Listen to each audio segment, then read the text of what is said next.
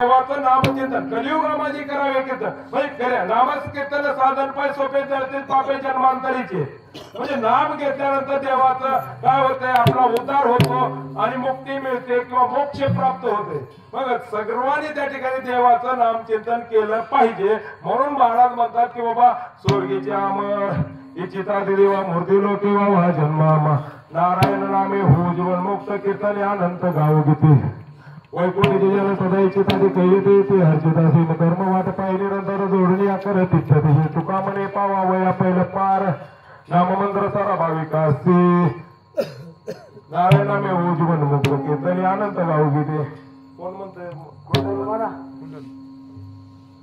आम्हाला दुसरी पुन्हा द्यायची म्हणा शेवटात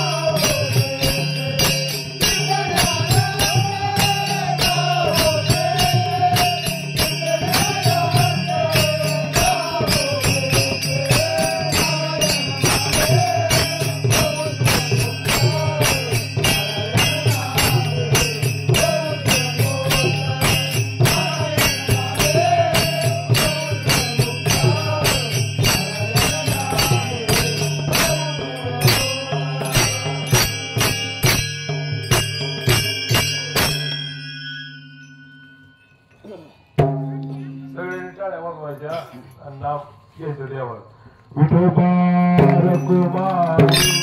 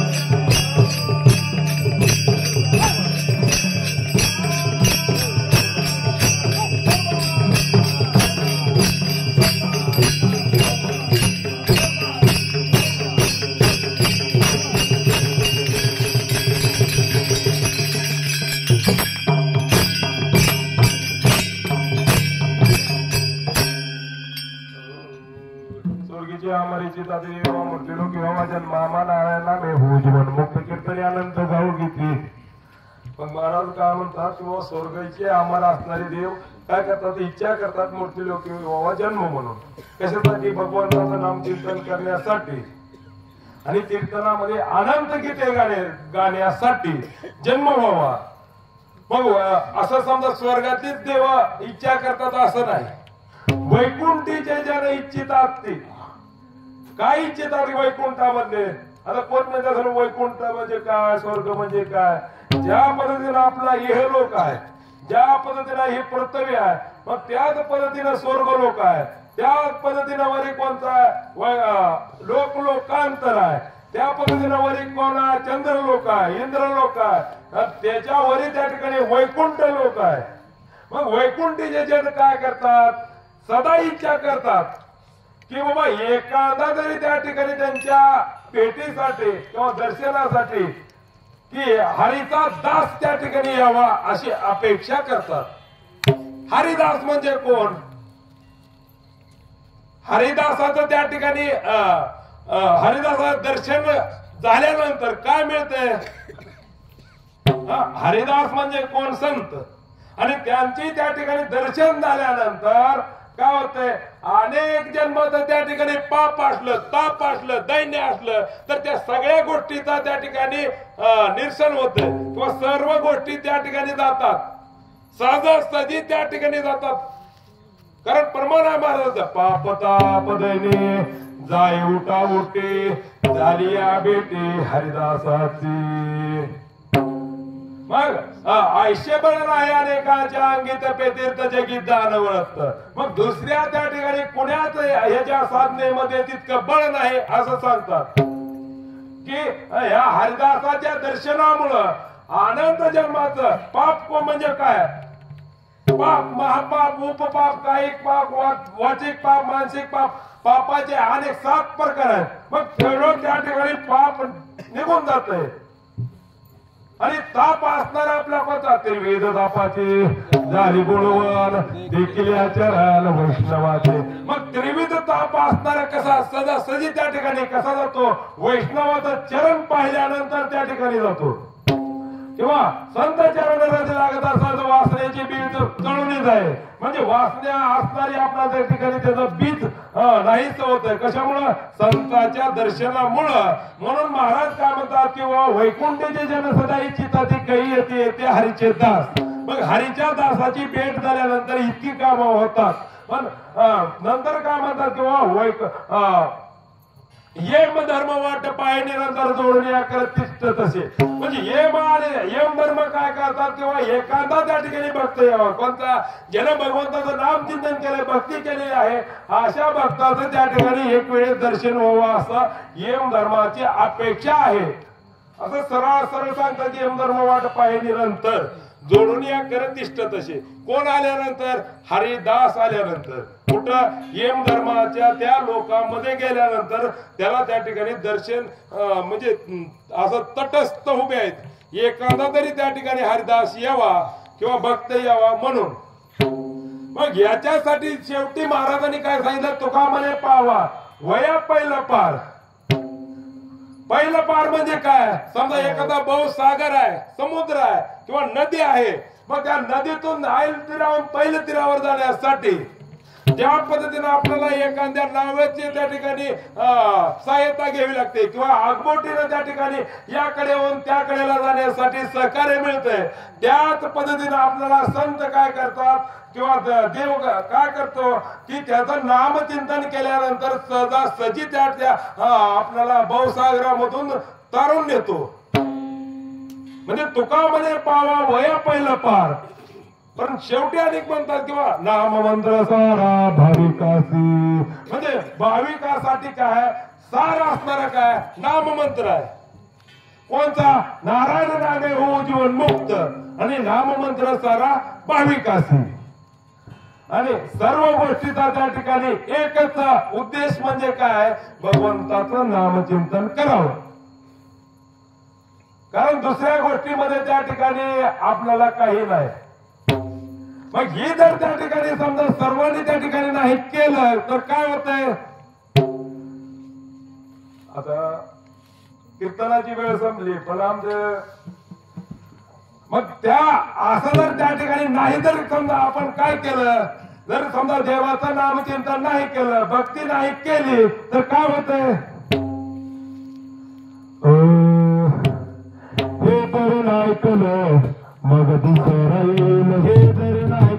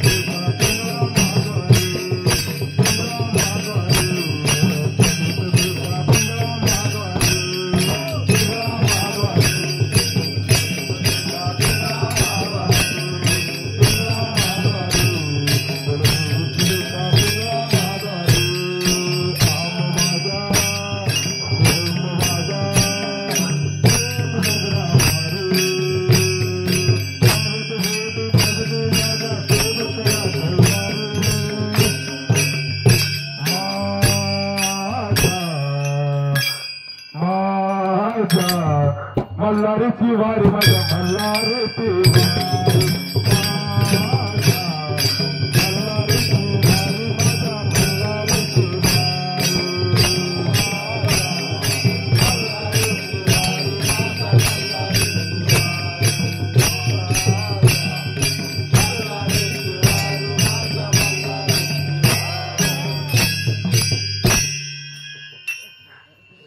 हे जर नाही केलं मग दुसरं येईल हे जर नाही केलं सरज शेवटी बा काळ बांधून नेईल सरज शेवटी बा मग या काय म्हणतात एकनाथ महाराज म्हणतात हे जर नाही केलं काय की बाबा काय भगवंताचं नामचिंतन जर नाही केलं तर काय होतंय सरज शेवटी बा मग त्या ठिकाणी शेवटी काय काळ बांधून नेईल कुठं यमाच्या तडाख्यामध्ये नेईल सरज शेवटी बा काळ बांधून नेईल मग काय होतंय आपण गेल्यानंतर दुसरा या ठिकाणी येणारच आहे हा तर सृष्टीचा नियम उपजेते नाशे नाशे ते पुनरुपे दिशे एक टीका यंत्र जैसे प्रब्रह्मेगा कारण आपला असणारा नित्य नियम कोणता वारीतलं कीर्तना रोज त्या ठिकाणी आमचा 7वा दिवस आहे आणि रोज नित्याने आम्हाला त्या ठिकाणी आजची तर सगळ्यात जास्त आहे.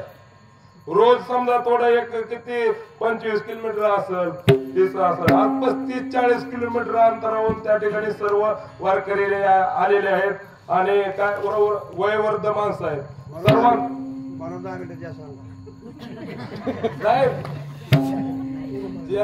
समजा काय असं महाराज त्या ठिकाणी काय म्हणतात की बाबा आपल्याला त्या ठिकाणी काय की या काळामधून सुट्टी करण्यासाठी काय केलं पाहिजे, भगवंताचं नाम चिंतन केलं पाहिजे. मग नाम चिंतन केल्यानंतर काय होतंय, भगवंताने 4 खाणी निर्माण केले, अंडज, चारद आणि सोदेज आणि उद्भिद.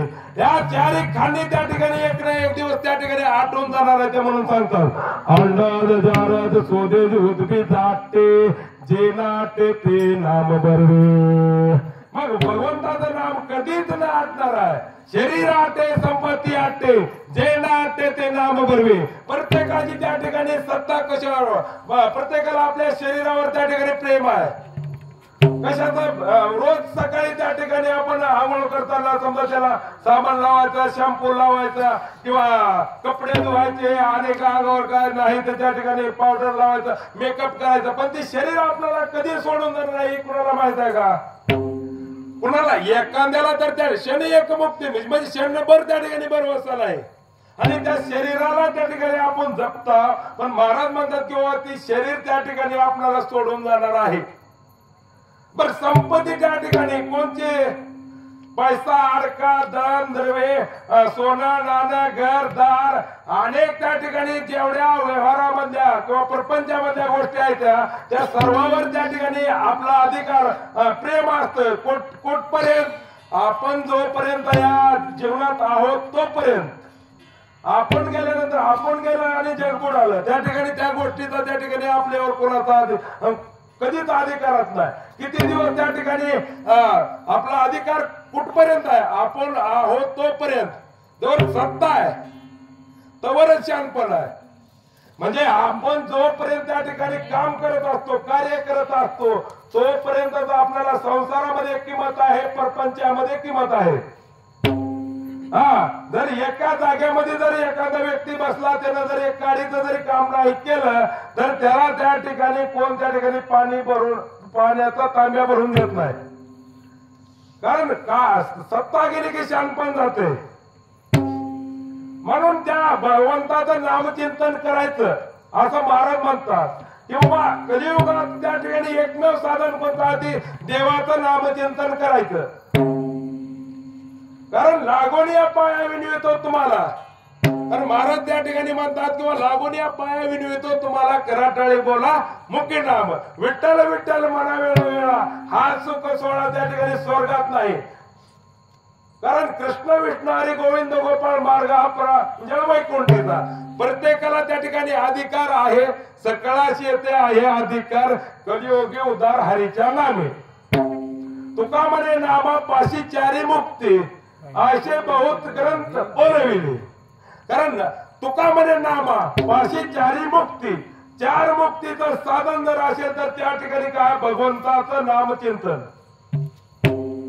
असे बहुत ग्रंथ बोलवले, 4 वेद, 6 शास्त्र, 18 पुराण तेच सांगतात की बाबा काय की भगवंताचं नामचिंतन केल्या काय सोनियाचा दिवस अमृते पाय झाला, नाम आठविता रूपी प्रगट झाला. गोपाळ रे तुझे ध्यान लागो म्हणे, आणून विसंबे हारी जगत रे जीवना. काय काया वाचा म्हणे, काया वाचा म्हणे